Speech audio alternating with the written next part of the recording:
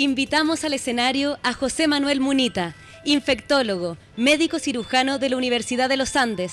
Se desempeña como director de Núcleo Milenio para el enfrentamiento multidisciplinario de la resistencia bacteriana. ¡Bienvenido!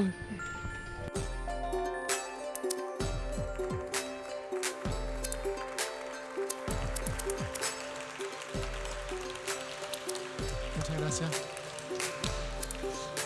Bueno, a mí me resultó imposible no mencionar a Darwin en un bloque de evolución, pero no les voy a hablar de Darwin como científico, sino que como padre.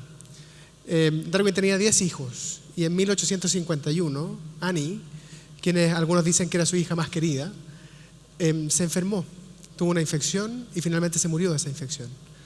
La infección que tuvo Annie se llama escarlatina y la produce una bacteria que todos ustedes conocen porque es la bacteria que produce la amigdalitis aguda. Si Annie hubiera estado en estos momentos, estaría viva, muy probablemente, porque no teníamos antibióticos en esa época. Tuvieron que pasar 80 años hasta que este señor, Alexander Fleming, un microbiólogo escocés, descubriera la penicilina en una azar, la verdad. Fleming se fue de vacaciones, él estudiaba Staphylococcus aureus, se fue de vacaciones todo agosto, el verano en Londres, y volvió y encontró en su laboratorio que se había contaminado con un hongo, una placa de estafilococo. Si me hubiera pasado a mí, yo hubiera botado la placa probablemente, pero Fleming era un buen observador, como buen científico, y se dio cuenta que el estafilococo creciendo alrededor del hongo estaba muriéndose. El hongo se llamaba penicillium y el compuesto, Fleming le puso penicilina. Y ahí fue donde nació la historia de los antibióticos para la humanidad.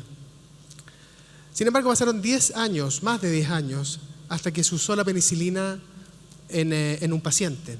Fue este doctor Florey en Oxford, tratando a un policía de Oxford que estaba en el jardín y una rosa le rozó con la espina la frente y eso se tradujo en una infección grande, tan grande que tuvieron que sacarle el ojo porque estaba lleno de pus, se iba a morir. Florey no sabía si la penicilina funcionaría o no, pero no tenían otra opción y decidieron usarla. Y a las 48 horas de darle penicilina, el paciente se empezó a mejorar, cosa que parecía un verdadero milagro. Sin embargo, desgraciadamente tenía muy poquita penicilina y a los 5 días se les acabó y el paciente se murió. Pero ahí partió realmente el uso médico de los antibióticos.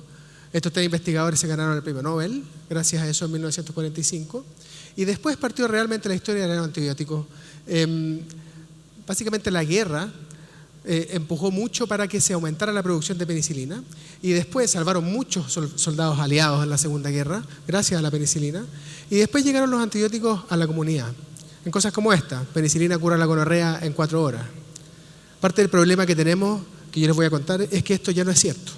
La penicilina ya no cura la gonorrea en 4 horas porque el gonococo, la bacteria que genera penicilina, se hizo resistente a la penicilina. Bien, quizás lo más importante de los antibióticos es el cambio en mortalidad. Aquí yo les pongo mortalidad desde 1900 a la fecha más o menos, por cada 100.000 habitantes. En azul tienen mortalidad total, o sea, mortalidad no infecciosa, y en rojo tienen la mortalidad infecciosa. Y como ven, la caída de la mortalidad es bien dramática desde el principio de los 1900.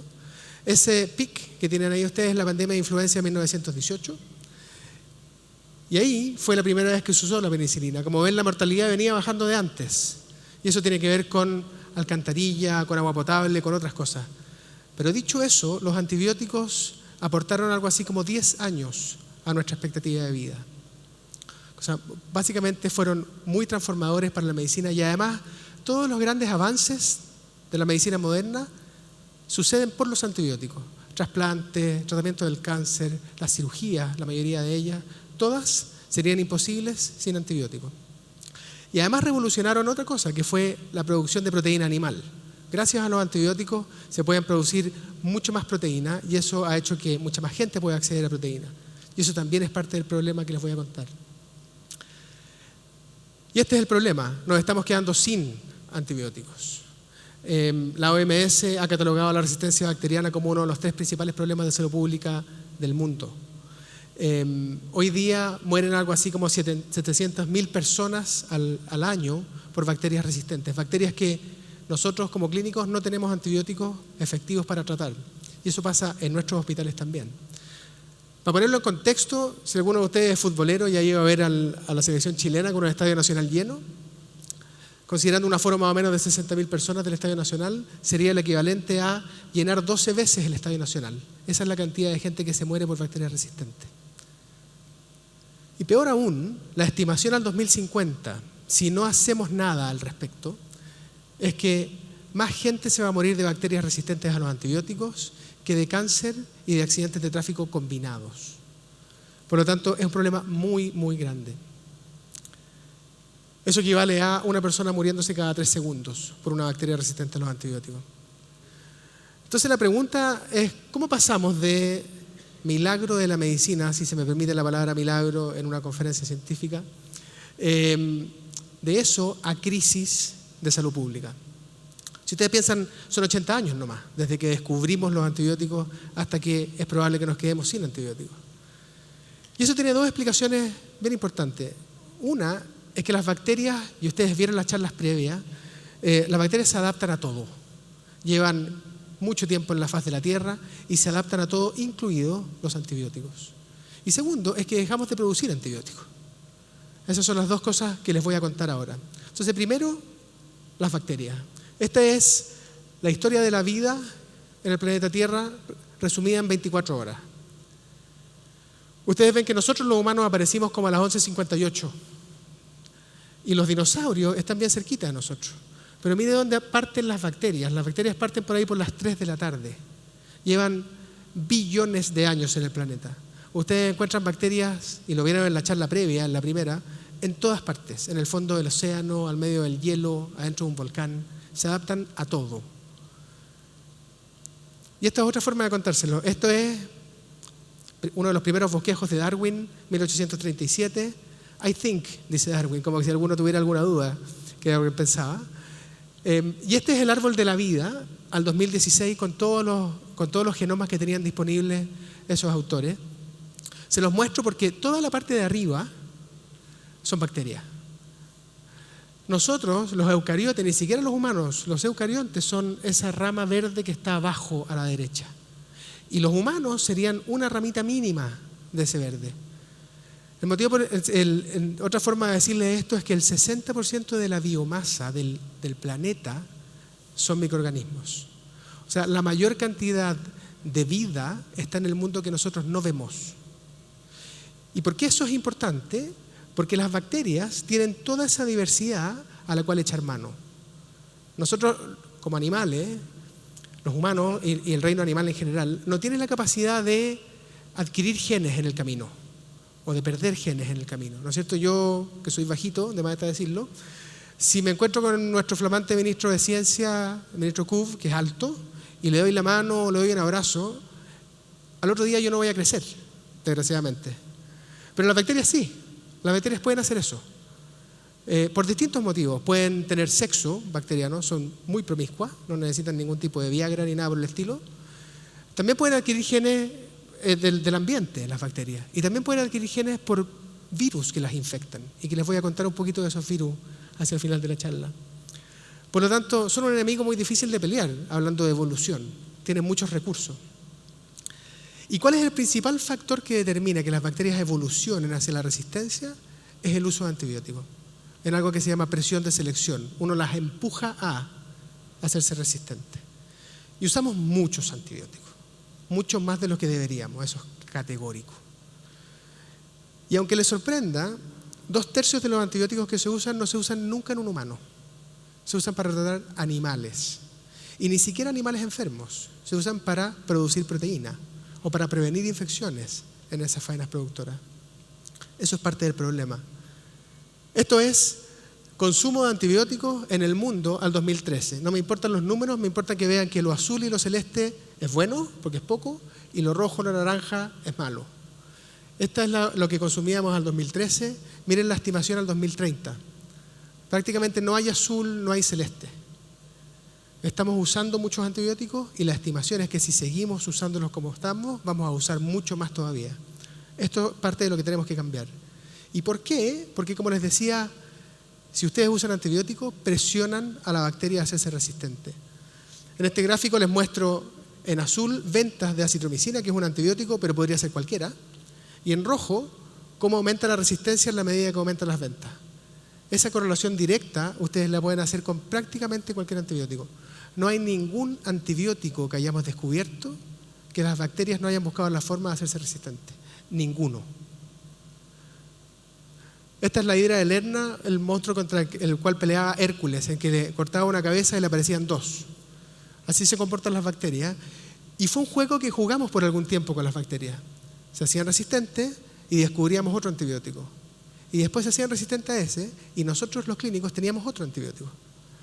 El problema es que hace algunas décadas dejamos de jugar ese juego y dejamos de descubrir antibióticos.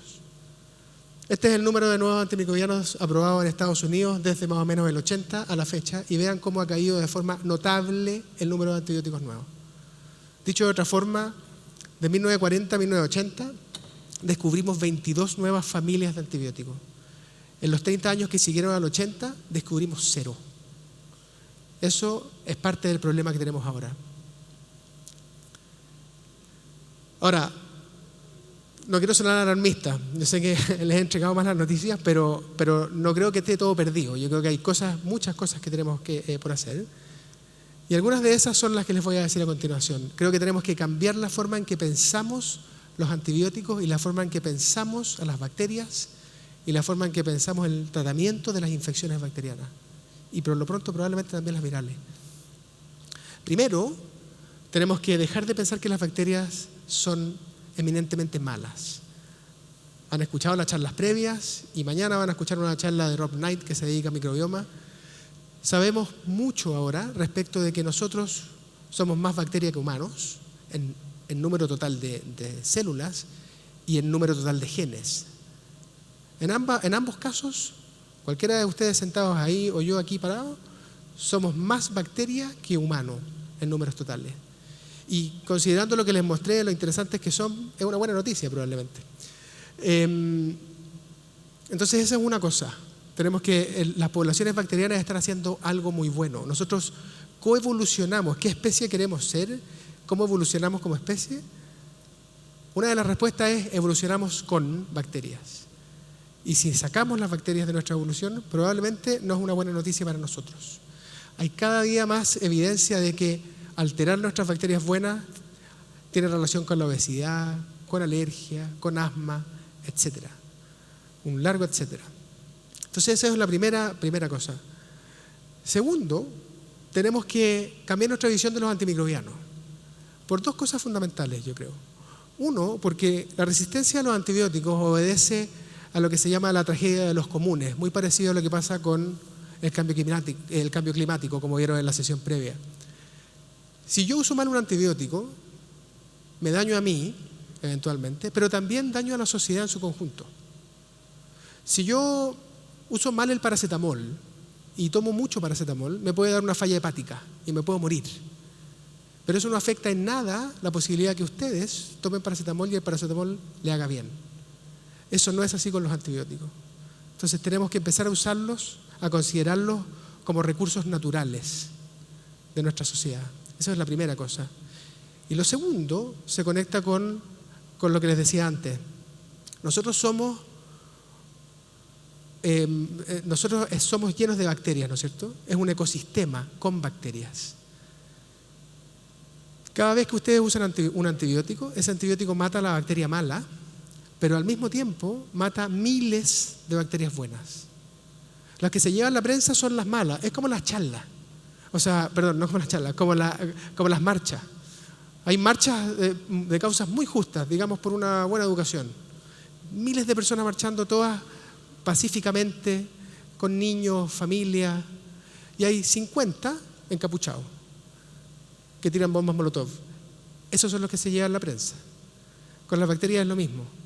Y lo que pasa es que el antibiótico mata a la bacteria mala, pero mata todas las buenas. Y eso tiene consecuencias muy graves. Por lo tanto, tenemos que empezar a considerar el antibiótico como una molécula que tenemos que usar solamente cuando sea estrictamente necesario y no por sí, o este doctor no me dio antibiótico, entonces este es malo. Prefiero ir al otro que me dio antibiótico.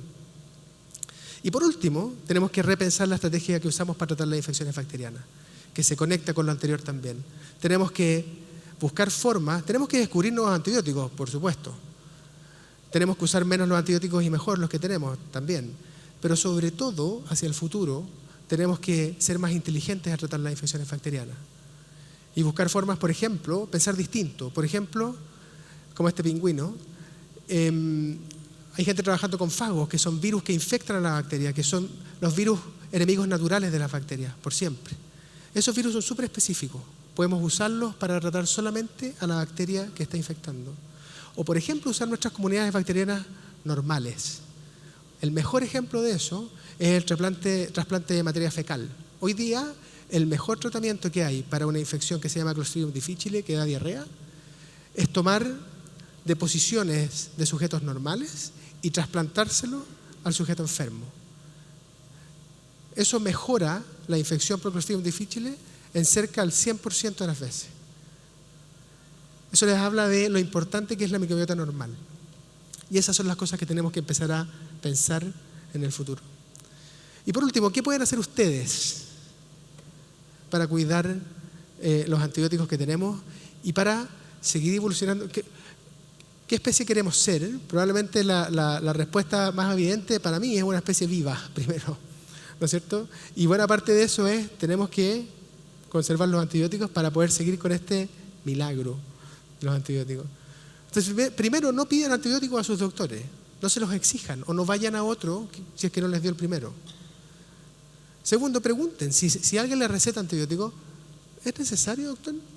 ¿Seguro que me tengo que tomar un antibiótico? Porque me puede dañar a mí el antibiótico. Tercero, vacúnense. No hay momento del año en que usemos más antibióticos que en la campaña de influenza, porque es difícil distinguir una infección viral de una bacteriana. Cuarto, prefieran carnes de animales criados libres de antimicrobianos, siempre que puedan. Son más caras, desgraciadamente, pero si se puede, por supuesto que eso presiona a las empresas. Y por último, no tengo que decírselo a ustedes porque están acá, pero mantenerse informados es muy importante. Y por último, les quiero decir algo lo que no estoy diciendo. No estoy diciendo que los antibióticos son malos, no estoy diciendo que los antibióticos tenemos que dejar de usarlos. Estoy diciendo que tenemos que usarlos solamente cuando sea estrictamente necesario. Muchas gracias.